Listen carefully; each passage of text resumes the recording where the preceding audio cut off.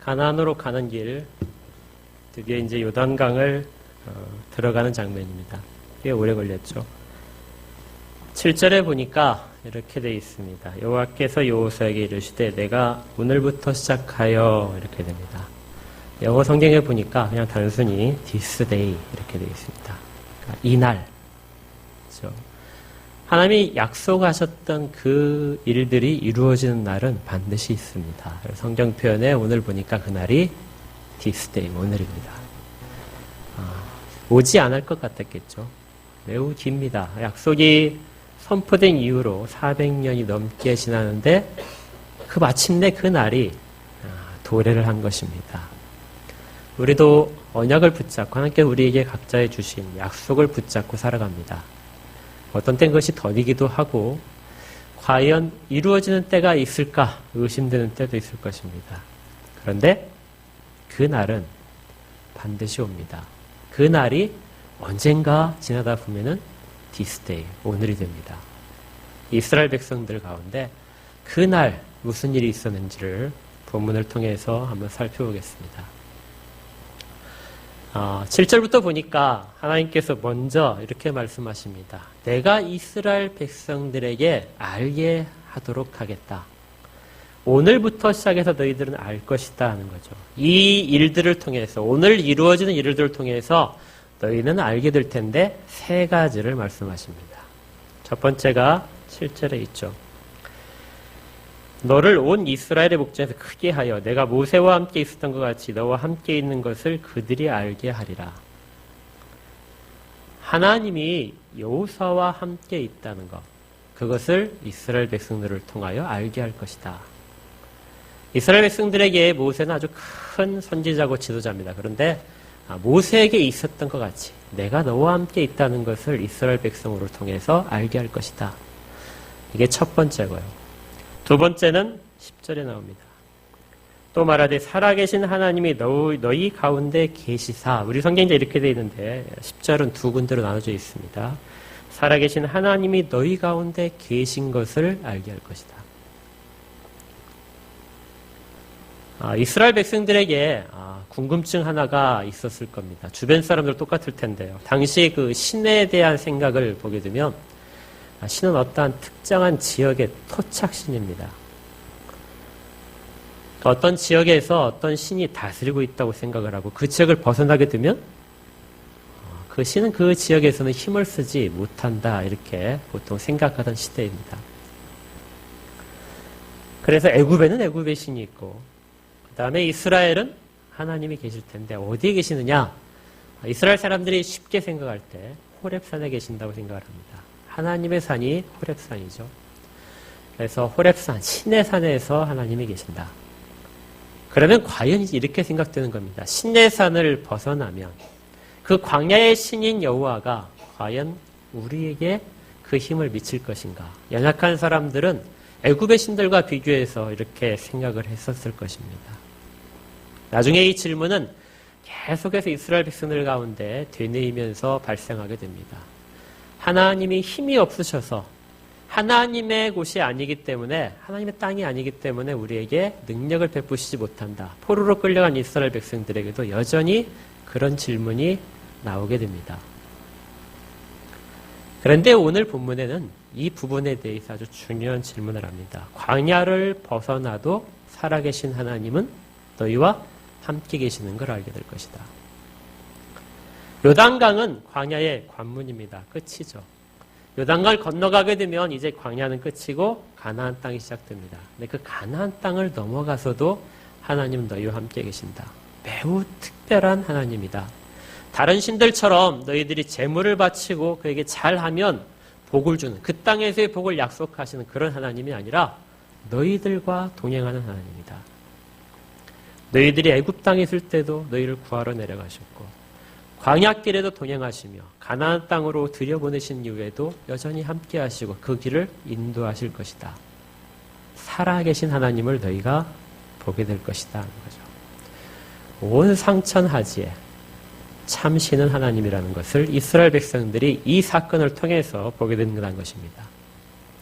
세 번째는 하나님이 언약하셨던 그 땅, 그 땅에서 지금 현재 거주하는 아주 강성한 그 민족들, 이 민족들을 모두 다 쫓아내실 것이라는 것을 오늘 사건을 통해서 보게 될 것이다.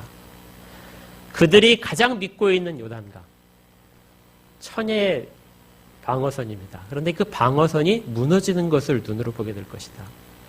가나안의 민족들이 자기들이 자랑하고 있는 요새들이 무너지는 것을 지금부터 보게 될 것이다. 공통점이 있습니다. 모든 것들의 공통점은 하나님이 하시겠다는 겁니다. 내가 이 일들을 하고 너희들은 그 일들을 통해서 내가 어떤 사람인가, 내가 어떤 신인가를 알게 될 것이다. 하나님이 친히 하시겠다고 말씀하십니다. 그런데 동시에 같이 나오는 것이 너희들이 할 부분이 있다 하는 것이죠. 가나안 땅으로 이스라엘 백성들을 이끄시는 분은 하나님이십니다. 그리고 그 땅을 차지하게 만드시는 분도 하나님입니다. 그런데 묘하게도 똑같은 말이 이스라엘 백성들에게 적용돼. 이스라엘 백성이 가서 싸워서 그 땅을 취해야 됩니다. 서로 충돌하는 말처럼 보이죠. 하나님이 약속하시고 주실 것인데 그 땅을 가서 열심히 싸워서 최선을 다해서 싸워서 차지해야 됩니다. 그런데 그것은 하나님이 너에게 주신다 하는 말로 통일돼서 표현되는 거죠. 하나님이 하신 일 가운데 이스라엘 백성들이 할 몫이 있습니다. 이 땅에 우리 백성들이, 하나님의 백성들이 살아갈 때 하나님이 다 주시겠다고 약속을 하셨습니다. 그리고 너희들로 하여금 이런 일들을 이루게 하겠다고 내가 약속한다 하고 많은 약속들을 주셨습니다. 그런데 그 일들을 자녀된 자들이, 백성된 자들이 가서 해야 됩니다. 그 손을 통해서, 백성들의 손을 통해서, 백성들의 발을 통해서 하나님의 일들이 이루어집니다. 하나님이 동역자로 삼으시는 거죠. 이렇게 생각할 수 있습니다. 하나님이 가셔서 가나안 땅의 온 족속들을 불로써 진멸할 수 있습니다. 기근을 주시거나 전염병을 주셔서 그 땅의 모든 민족들을 쫓아내실 수 있습니다. 그리고 하나님의 백성을 그 땅 가운데 심으실 수 있는데 그렇게 하시지 않고 이스라엘 백성들로 하여금 싸워서 얻도록 매우 힘든 길을 가도록 그렇게 이끄셨다는 거죠. 이걸 우리가 영적 전쟁이라고 합니다. 하나님이 이루신 일들을 하나님의 백성들이 가서 취해야 됩니다. 긴 싸움을 해야 되고 힘든 싸움을 해야 됩니다. 그걸 위해서 지금까지 준비됐던 것이죠. 이게 준비됐을 때 비로소 이스라엘 백성들은 요단강을 건너갈 때가 될 것입니다. 이스라엘 백성들에게 나타난 그 땅을 이제 가서 취할 수 있도록 자격 조건이 갖춰져 있다는 걸 뭘로 알 수 있느냐? 지난번에 제가 말씀드렸지만 이스라엘 백성 가운데 달라진 점 하나가 있죠. 그것은 불안하거나 염려하지 않고 하나님만 의지하게 됐다는 겁니다. 이스라엘의 백성들로부터 지도자까지 온 마음이 됐다는 것이죠. 하나의 말씀 앞에 온 이스라엘이 하나가 되어서 그 길을 이제부터 걸어가고 여호와의 영적 전쟁을 이스라엘 백성이 치룰 준비가 된 것입니다. 이때가 가장 아름다운 모습입니다. 여호수아와 비길 수 있는 것이 사도행전이라고 했죠. 신약에서의 사도행전은 교회가 한 마음으로 모였을 때 어떤 일들이 발생할 수 있는가를 우리에게 알려줍니다. 성령이 충만하게 임하셨을 때 교회가 어떤 일을 하냐? 함께 모여서 떡을 떼며 이렇게 되죠. 교회가 하나로 모이는 때, 이때가 교회가 가장 아름다운 때이고 교회가 가장 강력한 힘을 가질 때입니다. 성경에 보니까 이것 여호수아에게 비길 수 있는, 여호수아 이때 요단강을 건너가는 그 모습과 비길 수 있는 것이 사도행전에서의 오순절날 이후의 교회의 모습들입니다. 이렇게 됐을 때 비로소 하나님은 하나님의 거룩한 일들을 시작하시는 것이죠. 이스라엘 백성은 이걸 가지고 이제 요단강을 건너가게 됩니다. 요단강을 건너가야 되는데 이제 그 날에 드디어 제사장들이 언약궤를 메고 일어서게 됩니다. 그리고 저 앞을 이제 먼저 걸어가겠죠. 걸어가는데 뒤에 따라가는 사람들을 자세히 살펴보니까 아마 칼을 들고 무장한 사람들이 4만 명이 그 뒤를 따랐던 것 같습니다. 이들은 요단 동편에서 이미 기업을 얻은 루벤 지파, 갓 지파, 그 다음에 므낫세 절반의 지파. 이 지파들의 용사들이 자기 식구들은 모두가 다 요단강편에 내려둔 채로 앞서 싸우기 위해서 건너가고 있는 것입니다. 이들이 언약궤를 맨 제사장들을 뒤를 따라가고 그 다음에 각 지파의 대표들 한 지파당 한 사람씩을 뽑아서 12명을 뽑았을 텐데 그 사람들이 뒤를 따라갑니다. 그리고 이제 백성들이 쭉 따라가는 것이죠. 굉장히 큰 광경이었을 것입니다. 요단강을 향해서 온 이스라엘이 다 같이 가고 있습니다. 그리고 마침내 요단강에 도착을 했는데 거기에 제사장들이 발을 담그게 됩니다. 4만 명이 하는 역할은 뭐냐면 물이 갈라지고 이스라엘 백성이 건너갈 때 가장 먼저 건너가서 혹시라도 여리고 성에서 기습이 올까봐 적들이 숨어서 기습을 할까봐 그 길을 지키는 역할을 하게 됩니다. 여리고 성으로 가는 길목 가운데 진을 치고 먼저 모든 기습에 대한 준비를 하는 것, 이것이 4만 명이 맡은 역할입니다. 아주 묘하게 진행되죠. 하나님이 요단강을 말리시고 건너가게 하시는데 앞에 있는 기습을 못 막으시겠습니까? 그들의 마음이 녹아서 문을 꽉 닫고 나오지 못한 상황이 되는데도 불구하고 이스라엘 백성들은 최선의 준비를 다하는 것입니다. 하나님의 일과 사람의 일이, 사람의 모든 준비 과정이 하나님 일 가운데 참여해서 그 일들을 하고 있는 것이죠. 그래서 여호수아의 명령을 받은 자들이 앞서가서 그 전쟁을 준비하고 있는 것입니다. 이처럼 우리 모든 일들 가운데 하나님이 하시는 일들 가운데 사람으로 하여금 최선의 것으로 가장 잘 준비된 모습으로 하나님의 일들에 준비하도록, 담당하도록 우리에게 명령을 하십니다. 우리 잘 아는 십계명 있죠. 엿새 동안은 힘써 내 모든 일을 하라. 일곱째 날은 여호와의 안식일입니다. 근데 그 여호와의 안식일을 맡기 위해서 여섯 번째까지의 날은 어떻게 해야 된다고요? 힘써서 뭘 해야 돼요? 모든 일을 해야 됩니다. 그 날을 준비하는 자들은 엿새 동안의 일들이 그 날과 떨어져 있는 것이 아니라 연속되어 있기 때문에 그렇습니다. 힘써서 일하는 모습. 이것이 우리 신자된 모든 자들에게 요구됩니다. 구약의 백성도 그렇고 우리도 그렇습니다. 오늘 주보에 보시면 뒷면에 주보 뒷면에 수고한 대로 거두는 자의 복 하면서 열심히 살아야 될 부분에 대한 이야기가 적혀 있습니다. 나중에 꼭 한번 읽어보십시오. 제가 쓴 글은 아니고요. 힘써서 준비하고 그 일들 가운데 가장 최선의 노력을 하고 그리고 나서 하나님이 하신 일들 가운데 참여하는 것입니다. 이렇게 해서 4만 명이 건너가게 됩니다. 그런데 오늘 본문에서 제일 중요한 역할을 하는 사람들이 제사장입니다. 제사장이 가장 앞서서 가죠. 제사장이 바라봤을 때 강물이 갈라진 게 아니죠. 제사장이 앞에 있는 강물은 여전히 아주 심하게 강물이 넘쳐서 흐를 정도로 많은 강물이 흐르는 때입니다. 지금이야 요단강이 많이 말라서 옛날 같지 않다고 하는데 기껏해야 폭이 몇십 미터밖에 안 된다고 하는데 옛날에는 지금처럼 물을 뽑아서 농장에 물을 대는 것이 아니고 공업용수로 사용하는 것이 아니고 그 당시에는 비가 많이 와서 물이 넘쳐 흐를 때입니다. 아주 물이 급격하게 흐를 때인데 그때 제사장들이 요단강에 도착을 했죠. 가장 먼저 지나가야 됩니다. 그리고 그 길 가운데, 물 가운데 발을 적셔야 됩니다. 제사장들은 두렵지 않았을까요?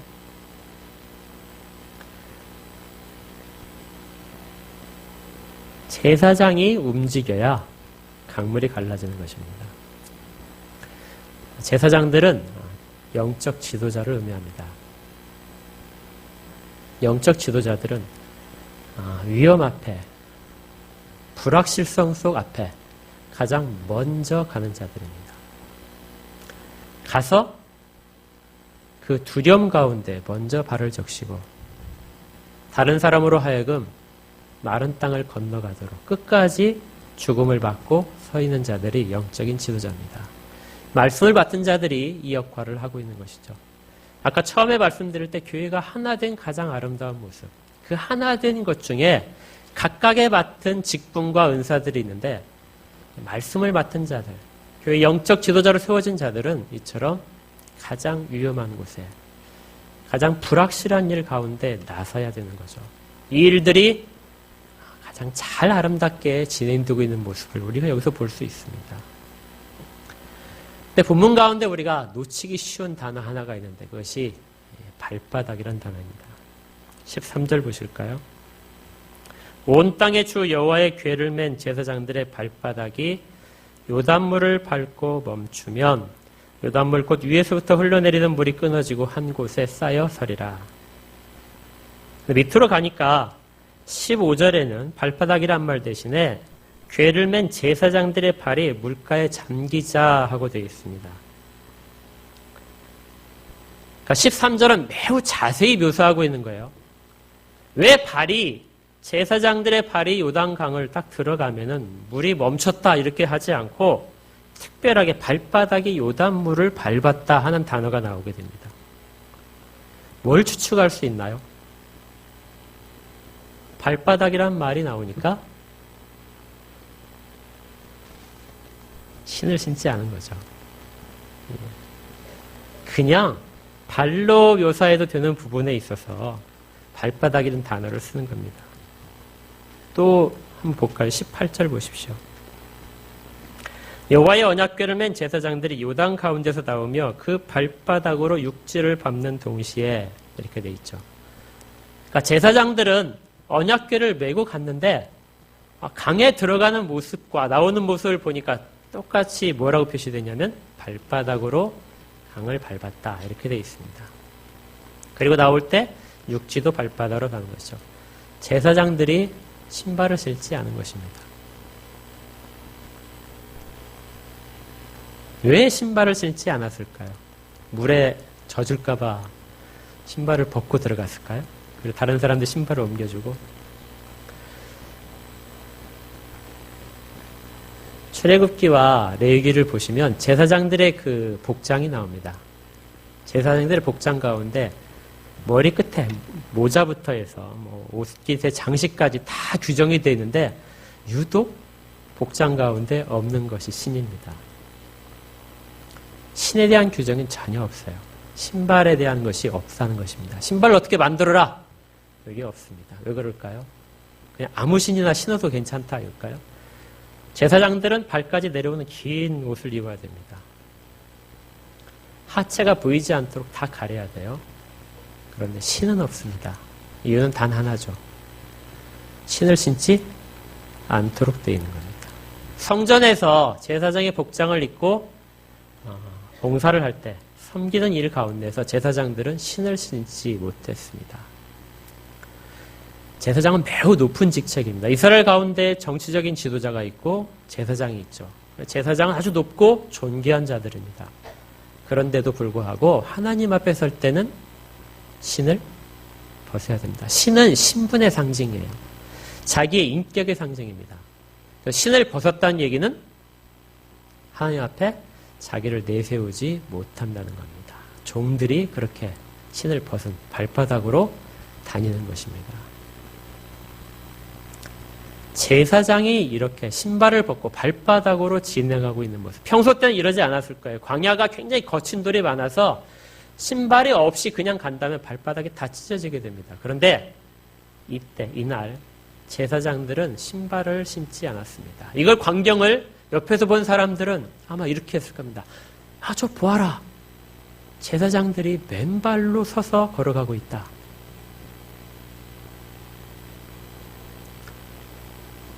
이 말은 이스라엘 백성들에게 지금 하나님이 임재하시고 계시고 하나님 성전에서 이스라엘 백성의 예배를 받으신 것처럼 지금 우리가 하는 모든 행위가 예배라는 말입니다. 예배의 자리에서 이스라엘 백성이 움직이고 있는 것이죠. 그래서 거룩한 전쟁은, 영적 전쟁은 예배입니다. 예배의 자리 가운데 이스라엘 백성이 다 동원되어서 한 마음으로 그 일들을 해나가는 것입니다. 그런데 이렇게 신발을 벗는 자, 발바닥으로 그 땅을 밟는 자가 또 한 명 더 있습니다. 뒷부분에 보시면 5장에 가시면 5장 13절부터 시작해서 15절까지 말씀 중에 15절 보겠습니다. 같이 읽을까요? 여호와의 군대 제장이 여호수아에게 이르되 내 발에서 신을 벗으라. 내가 선 곳은 거룩하니라 하니 여호수아가 그대로 행하니라. 하나님의 땅에 들어갔는데 군대 장관이 여호수아에게 나타나서 신을 벗으라 명령을 하죠. 마치 모세가 호렙산에서 하나님을 만날 때 신을 벗으라고 명령했던 것처럼 여호수아에게 명령을 하는 것입니다. 신을 벗으라. 이 땅에 하나님이 임재해 계신다 하는 것입니다. 이 땅이 거룩한 땅이라는 거죠. 그런데 여기에서 그럼 여호수아가 신을 벗은 장면에서 그 땅, 군대 장관이 나타난다. 여리고성에 들어가는 그 입구에 있는 그 땅만이 거룩한 땅이냐? 그게 아닙니다. 우리가 놓쳤던 부분이 하나 있는데요. 여호수아 1장으로 가보시면은 3절에 있습니다. 여호수아 1장 3절.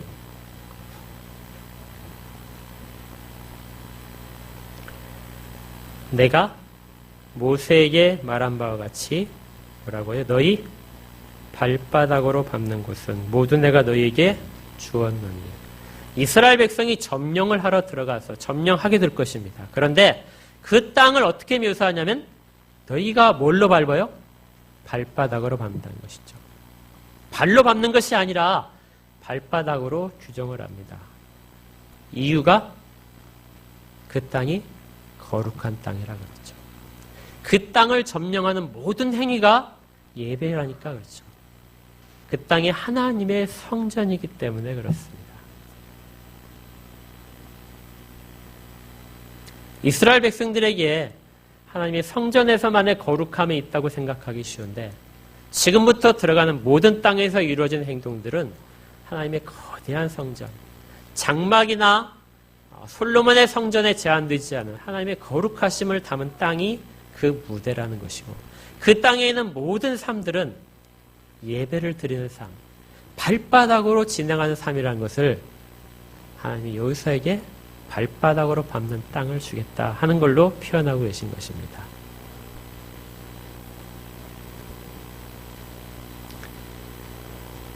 그래서 이스라엘 백성들은 그 땅에서 하나님만을 높이고 하나님의 말씀만을 들으며 그 길을 걸어가야 되는 것을 다시 한번 말씀하고 있는 것입니다. 네, 똑같은 일들을 우리 신약에서 바라보게 됩니다. 우리가 교회 카톨릭 성당에 가게 되면 성화가 있죠. 성화는 별로 좋은 것이 아닌데, 근데 거기에 몇 가지 주목할 점이 있습니다. 성화 가운데 예수님을 그려놓은 그림들이 상당히 많은데요. 나중에 한번 잘 보십시오. 예수님을 그려놓은 그림 가운데 신발 신은 모습이 없습니다.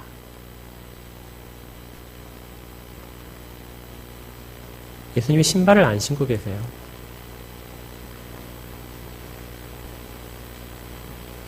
왜 그랬을까요?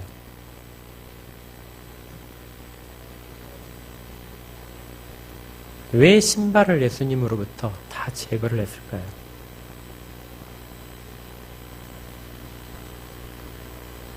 신발을 신지 않은 것은 겸손이죠. 종으로서의 순종입니다. 하나님이 계획하신 일들에 대해서 주께서 순종하시고 겸손으로 가신 것입니다. 그래서 우리가 주께 대하여 겸손의 왕이라는 표현을 사용을 하게 됩니다.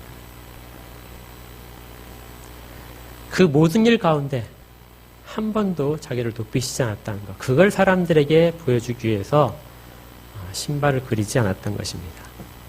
동일하게 모든 제자들의 삶도 그렇습니다.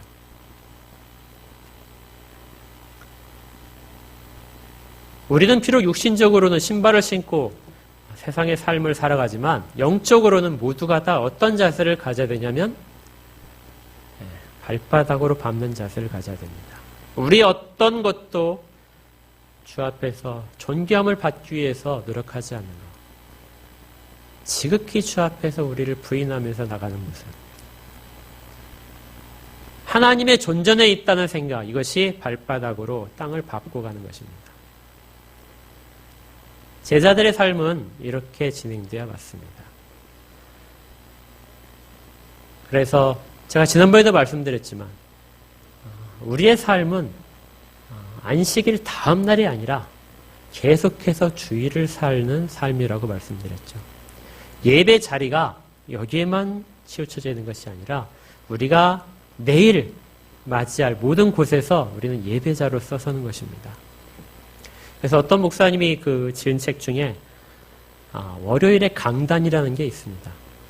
쭉 설명하시다가 이제 중간에 나오는데, 월요일의 강단이라는 것은 목회자가 단에서 말씀을 선포하고 선포할 때는 굉장히 의롭고 그렇죠. 근데 그런 모습으로 월요일 날을 살고 있느냐 하고 그 목사님이 질문을 하신 거예요. 과연 우리 목회자들은 이렇게 살고 있는가? 월요일에도 여전히 강단에 서 있다고 생각하며 살고 있는가? 근데 목회자만 그런 것이 아니라 모두가 같습니다. 여러분은 월요일에도 내일도 여전히 예배자로 설 것인가 하는 질문을 던지는 것입니다. 주의 말씀을 사무회에서 오시고 아름다운 찬양을 부르시고 감격 가운데서 주의 이름을 송축하는 그러한 모습들, 그 모습을 월요일에도 가지고 있는가? 그 월요일의 예배자입니다. 월요일의 예배자는 신을 신지 않는 것이죠. 이것이 가나안으로 들어가는 길, 요단강을 가르고 마른 땅을 건너간 자들이 그 땅 가운데서 살아가는 모습이고, 또 우리가 예수 그리스도의 은혜로 말미암아 구속받은 자들이 제자의 삶을 이 땅 가운데 살아갈 때 여전히 갖고 있는 자세입니다.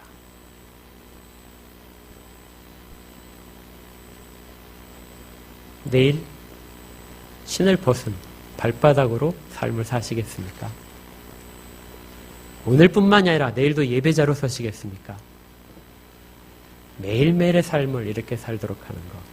그것이 오늘 제사장들의 모습에서, 그리고 여호수아 전체를 통해서 하나님이 요구하시는 모습입니다. 이제 마지막 가장 중요한 인물인 여호수아가 남았습니다. 하나님께서 알게 하신다 했을 때 첫 번째가 뭐냐면 여호수아가 모세처럼 하나님께서 함께하는 자라는 걸 알게 할 것이다 하는 것이었죠. 이런 좀 어려운 질문이 나옵니다. 하나님은 사람을 높이시지 않는데 어떻게 하나님을 이렇게 끝까지 아주 집요할 만큼 여호수아에게는 집착하고 계신가? 왜 여호수아가 힘들 때마다 두려워하지 말라 격려하시고, 오늘 이 장면에서는 내가 이 일을 통해서 온 이스라엘이 내가 너와 함께 있다는 것을 알게 하겠다 하고 그 약속을 하실까요? 여호수아가 얼마나 대단한 인물이길래 하나님이 그렇게 여호수아를 높일까요?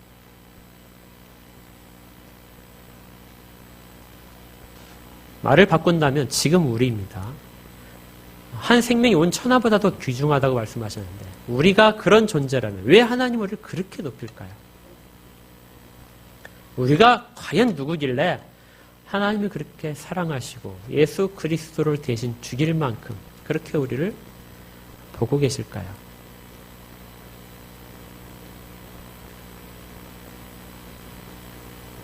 한 인물을 높이는 것이 별로 마음에 들지 않아서 이 부분을 설교 준비하면서 되게 갈등을 했습니다. 이거 다 빼버리고 싶은데. 그런데 여호수아에서 가장 중요한 주제 중에 하나가 여호수아라는 인물입니다. 하나님이 처음부터 1절이죠. 하나님이 함께하겠다. 제가 처음에 할 때 말씀드렸을 겁니다. 원래 순서대로 보면 여호수아 2장이 먼저 일어난 일이고 그 다음에 1장이 그 다음에 일어난 일인 것 같습니다. 왜냐하면 여리고 정탐꾼을 보낸 다음에 그 정탐꾼이 들어오자 시팀에서부터 정탐꾼이 들어온 다음에 그 다음에 떠나는 것이군요. 그리고 나서 요단강가에 도착해서 3일을 기다리라 이렇게 명령합니다. 그런데 여호수아 1장에 보니까 10절부터 여호수아가 그 백성의 관리들에게 명령하되 진중에 두루다니며 그 백성에게 명령하여 이르기를 양식을 준비하라. 사흘 안에 너희가 이 요단을 건너갈 것이다 말하는 장면이 나옵니다. 그래서 1장은 아마 요단강에 도착을 해서 이루어진 일들을 기록한 것 같습니다. 그런데 이걸 앞에 내세운 것이죠. 특별히 이렇게 한 이유는 여호수아에게 말씀하신 장면이 온 여호수아 전체에서 가장 중요한 메시지이기 때문에 그렇습니다. 여호수아를 높이는 하나님이죠.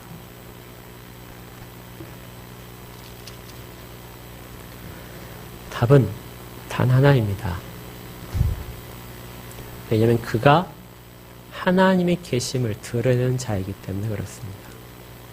이스라엘 백성을 대표해서 하나님이 어떤 분이신가를 세상에 나타내는 자, 하나님이 택하신 자가 여호수아입니다. 그래서 여호수아에게 신발을 벗게 하고 발바닥으로 그 땅을 다 밟게 하는 겁니다. 온 이스라엘의 대표이죠. 하나님은 하나님의 일을 하시는데 사람을 사용하십니다. 그 사람을 준비시키시고 격려하시고 붙드십니다. 끝까지 그를 도우시는 거죠. 신약에 있는 모든 백성들에게 하나님은 동일한 일들을 하십니다. 한 사람을 부르시고 각자를 다 부르셔서 그를 끝까지 붙드십니다. 그가 쓰러질 때마다 격려하시고 붙잡아 세우시고 그를 하나님의 사람으로서 세상 가운데 우뚝 서게 만드시죠. 그리고 하나님이 옳다는 것, 나중에 여호수아가 이스라엘 백성에게 세겜에서 선포하는 장면이다. 나와 우리 가족은, 나와 우리 집은 여호와를 선택하겠다.